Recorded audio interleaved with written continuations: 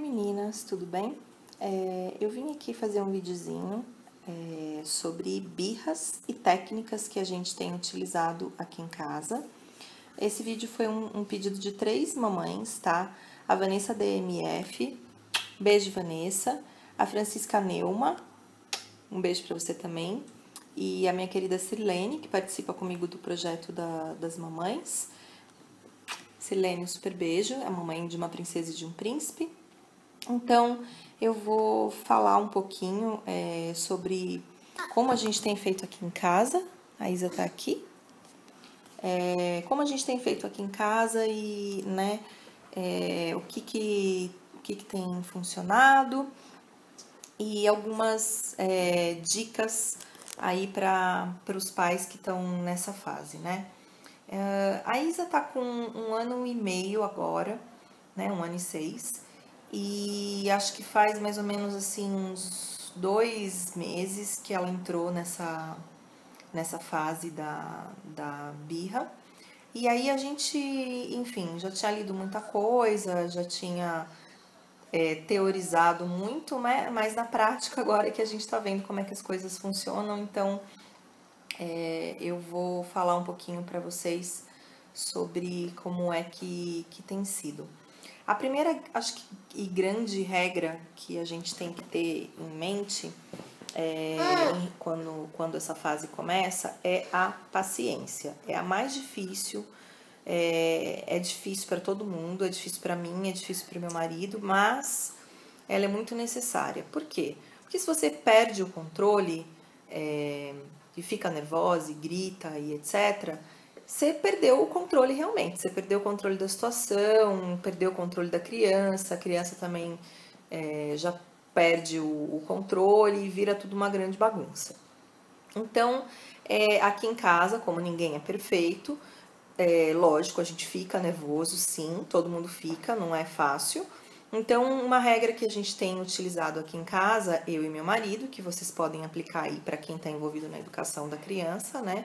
Se for vó, se for mãe e pai, se for tia, se for só a mãe, enfim.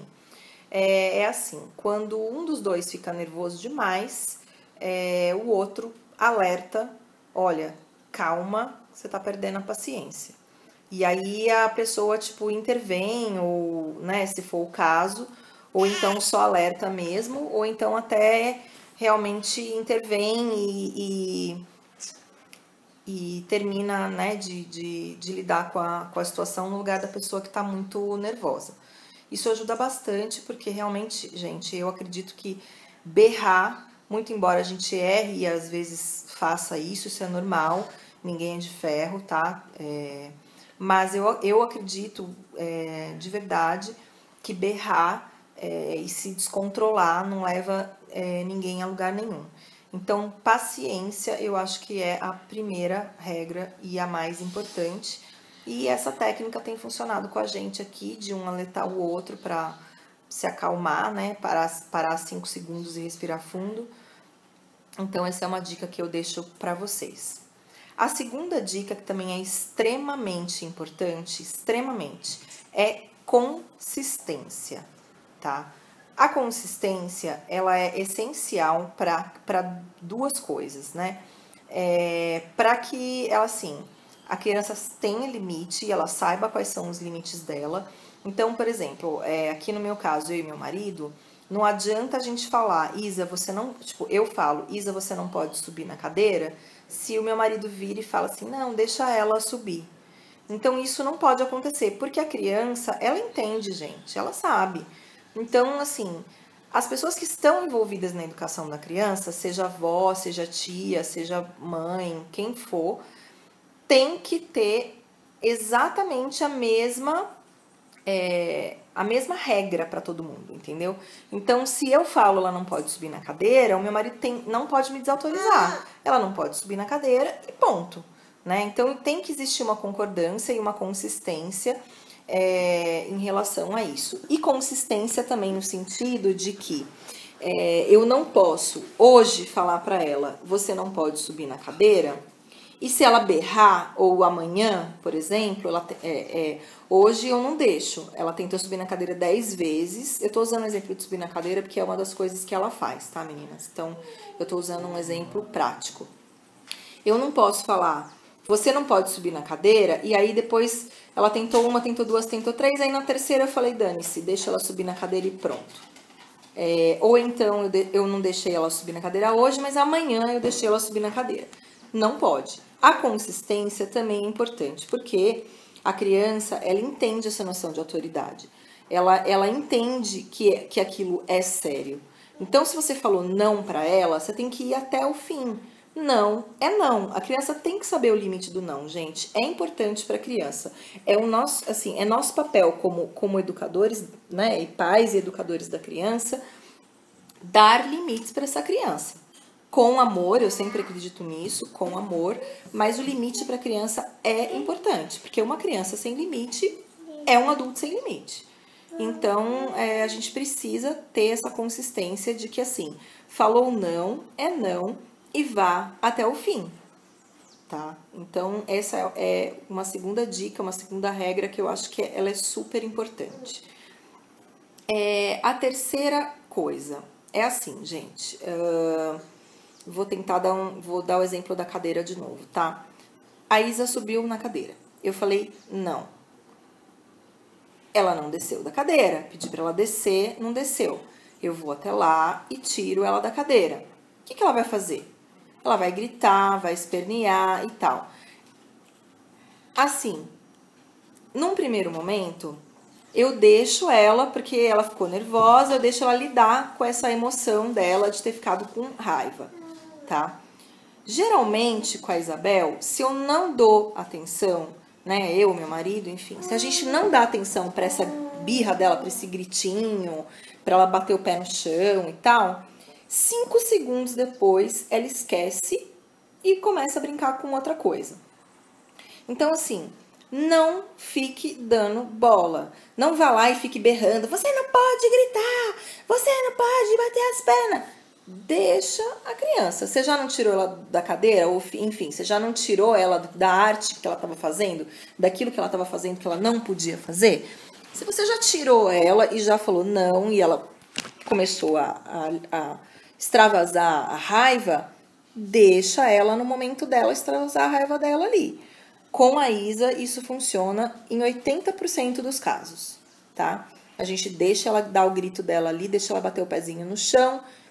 5 segundos depois, 10 segundos depois, ela esqueceu e vai brincar com outra coisa.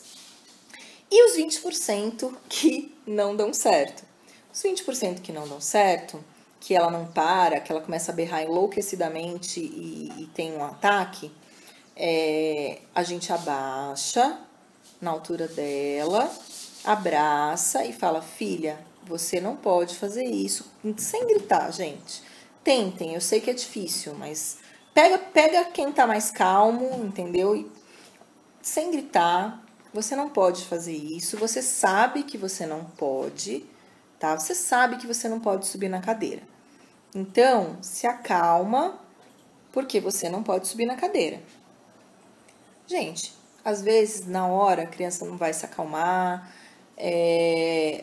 às vezes vai, mas aí você já falou, você já deu o seu recado, não fica, tipo, dando pelota, tá? Tenta distrair a criança com outra coisa, sei lá, de repente liga a televisão, assim como quem não quer nada e começa a assistir alguma coisa, ou então pega um brinquedo que ela goste, assim, e tal, e deixa ela vir. Tá? Não fique tentando argumentar naquele momento da raiva, porque não dá certo nem com o adulto, né, gente? Quando a gente tá morrendo de raiva, não adianta a gente conversar com uma pessoa quando ela tá morrendo de raiva. Porque quando uma pessoa tá morrendo de raiva, se você vai conversar com ela, o que vai acontecer? Você vai levar porrada. Então, a mesma coisa com a criança. A criança tá com raiva, deixa ela ter a raiva dela. Se achar que passou do limite a raiva, você conversa com ela e é isso. Fora de casa. Assim, a gente tem uma regra aqui Ainda não aconteceu, porque a Isa parece que ela liga uma chavinha quando ela sai de casa. Ela é a criança mais bem comportada do planeta Terra e ela deixa pra fazer as birras aqui dentro de casa, tá? Mas é o seguinte, fora de casa, quando a criança dá um ataque, se possível, eu recomendaria que, assim, se é um passeio, uma coisa que vocês levaram a criança, que é bacana, legal e tal, se ela desobedeceu, você já falou, você já tentou, você, enfim, já fez todas as suas técnicas e não deu certo, pega a criança e vai embora. Volta pra casa e fala pra ela: a gente tá voltando pra casa porque você desobedeceu, né? Você não se comportou como você deveria ter se comportado e a gente vai embora por causa disso. Quando você tiver um bom comportamento, a gente sai de novo. Então, essa é uma regra que a gente colocou. A gente ainda não teve que usar essa regra, então não posso falar para vocês assim sobre o efeito dela na prática, mas eu acredito, eu já vi outras mamães falando dessa regra e tal.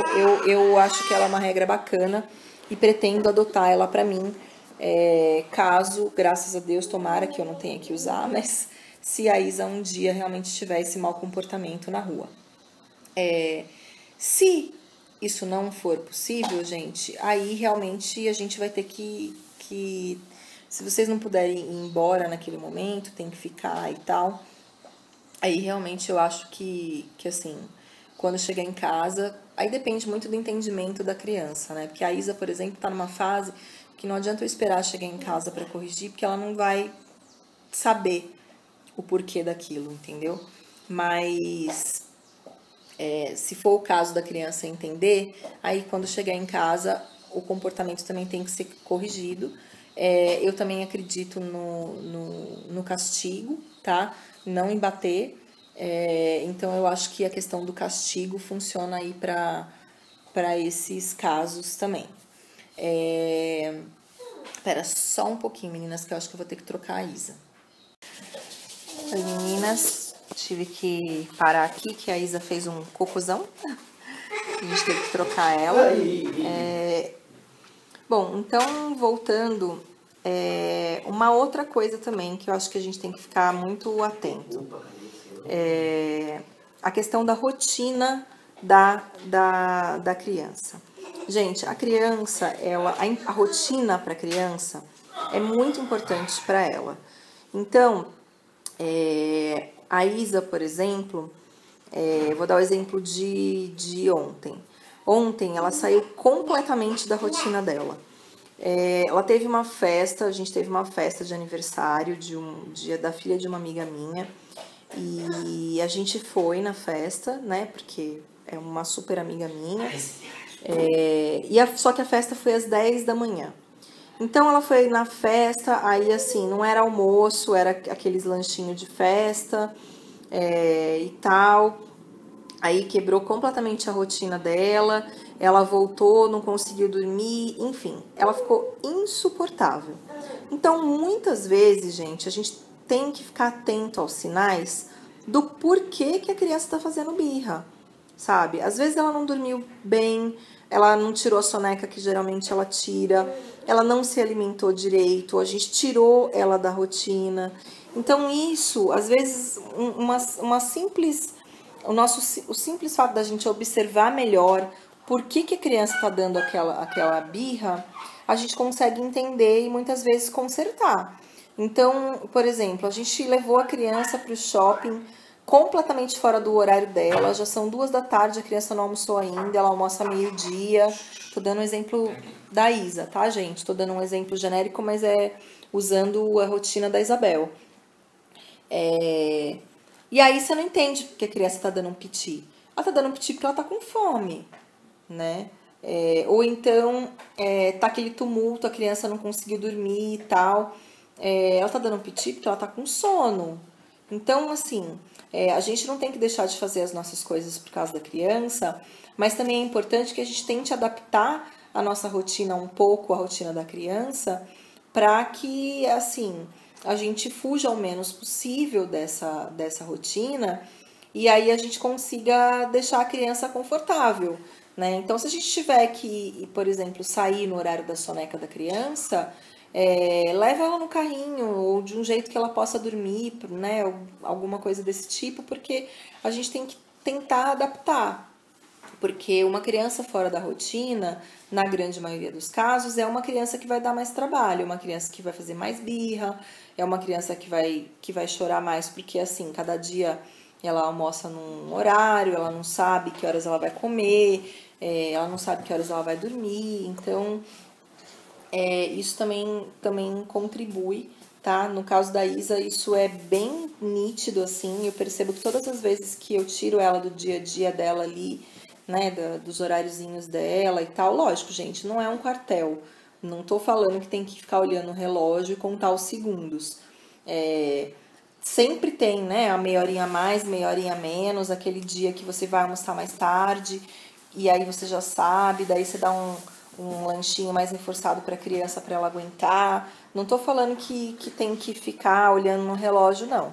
Só tô falando que se a gente prestar atenção nesses sinais, a gente também evita alguns casos de birra, porque muitas vezes a birra da criança é sim o fato de que a criança saiu aí da rotina dela, tá? E uma coisa que, assim, é uma dica que eu dou, eu acho que, né, mais uma vez, cada um faz aquilo que achar melhor pro seu filho. Eu tô aqui falando a minha experiência e o que eu acredito que funcione, tá? Mas uma dica que eu dou é assim, nunca tente compensar a criança quando ela tá fazendo birra. Então, do tipo, gente, sem brincadeira, eu já vi uma vez no metrô, a criança começou a chorar, a mãe abriu a bolsa, pegou um salgadinho, deu pra criança. A criança comeu. Acabou de comer, começou a chorar de novo. A mãe abriu uma bolsa, pegou um outro negócio, deu pra criança. A criança acabou de comer, começou a chorar de novo. A mãe abriu a bolsa, pegou outra coisa. Gente, de verdade, a criança, ela sabe o que ela tá fazendo. Ela tá, tipo, manipulando, né? Ela tá lidando, tipo, ela que tá controlando a mãe e não o contrário. Então, assim, quando a criança tá fazendo birra, não é pra você encher a boca dela de comida ou, sei lá, gente, está numa loja de brinquedo, a criança tá fazendo birra, você vai lá e fala, então vou comprar isso aqui pra você ficar quieto. Se você compensar a criança na hora da birra, ela vai entender que o comportamento dela vai fazer ela ganhar alguma coisa, vai fazer ela levar a algum lugar. E isso vai se tornar uma rotina da criança. Então, assim, a criança tem que entender que a birra é um comportamento errado e não certo, né? E você que tem que ajudar ela a entender isso. E aí vem uma outra questão que é importante a gente falar, que é assim, a birra, isso é muito importante e é muito difícil para os pais entenderem, tá? Eu falo por experiência própria. A criança não tá fazendo birra porque ela odeia você e porque ela é malvada e porque ela odeia o mundo e tal. Ela tá fazendo birra porque ela tá testando os limites dela. É justamente a criança está na fase de começar a aprender aquilo que é certo e é errado, aquilo que ela pode e aquilo que ela não pode fazer. E ela não tem limites, no sentido de que ela não tem limites, realmente, ela nasceu sem limites. Né? O limite é uma coisa que você aprende com o tempo. Né? O limite daquilo que é perigoso, o limite daquilo que é aceitável, né? O que é certo, o que é errado. Então a criança não está fazendo isso, digamos assim, de propósito, para te espezinhar, para fazer da sua vida um inferno. Não, a criança está fazendo isso porque ela está aprendendo quais são os limites dela. Então, assim, a Isa não sobe na cadeira porque ela quer fazer graça para mim e pro pai dela. Ela tá subindo na cadeira porque ela acha divertido, porque ela quer testar, porque ela pode subir num lugar, olha que divertido, nossa, eu posso subir, gente, né? Só que ela não sabe que ela pode subir, mas a cadeira pode virar, ela pode cair de cabeça no chão. Ela não sabe o limite do perigoso, né? Ela não sabe que ela vai enfiar o dedo na tomada e ela vai levar choque. Ela não sabe que ela vai enfiar um negócio que tá no lixo na boca e ela pode ficar doente. Sabe? Ela não sabe que é errado ela querer todos os sapatos da loja e você não poder dar pra ela porque você não tem dinheiro. Ela não sabe nem o que é dinheiro, gente. Então, assim, cabe a nós darmos os limites para essa criança no sentido de que a gente tem que entender o porquê que ela está fazendo isso. Ela está fazendo isso para testar até onde ela pode ir. E é a gente que vai ensinar até onde ela pode ir. É a gente que vai ensinar para ela que não é porque ela está numa loja de sapatos que ela pode pegar todos os sapatos da loja. Eu fui ali para comprar um, eu não fui ali para comprar 10. Entendeu? Que ela não pode comer batata frita todas as vezes que eu for comer fora, porque não é sempre que eu quero dar batata para ela, entendeu? Que ela não pode puxar o cabelo de outra criança, porque isso não é uma brincadeira legal, não vai fazer bem para ela nem para outra criança. Então é isso, assim, o limite é nesse sentido, o limite é isso, tá? A gente tem que entender que a birra realmente não é maldade da criança, é a criança aprendendo como é que ela tem que conviver, né? A criança não nasce sabendo, gente, é a gente que educa, tá? Então, acho que isso também é super importante para os pais terem em mente, tá?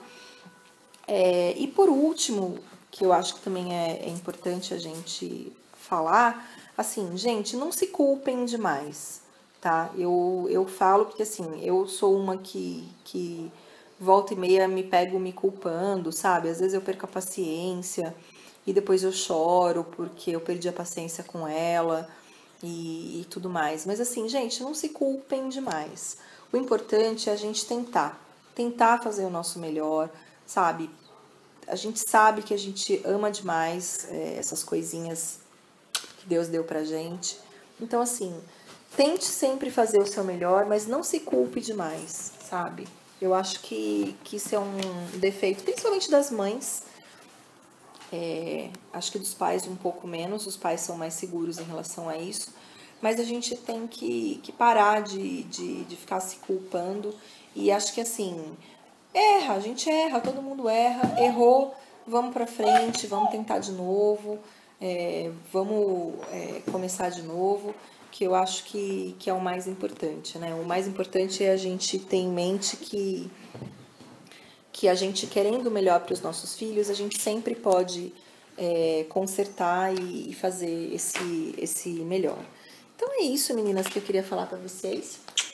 Meu vídeo hoje sobre as dicas para birra. Se vocês tiverem alguma dúvida, alguma coisa que vocês quiserem, tá? Eu tô falando da minha experiência, a experiência do meu marido e né, a experiência que a gente adquiriu lendo muita coisa sobre o assunto e também na prática agora nesses meses aí com a Isa.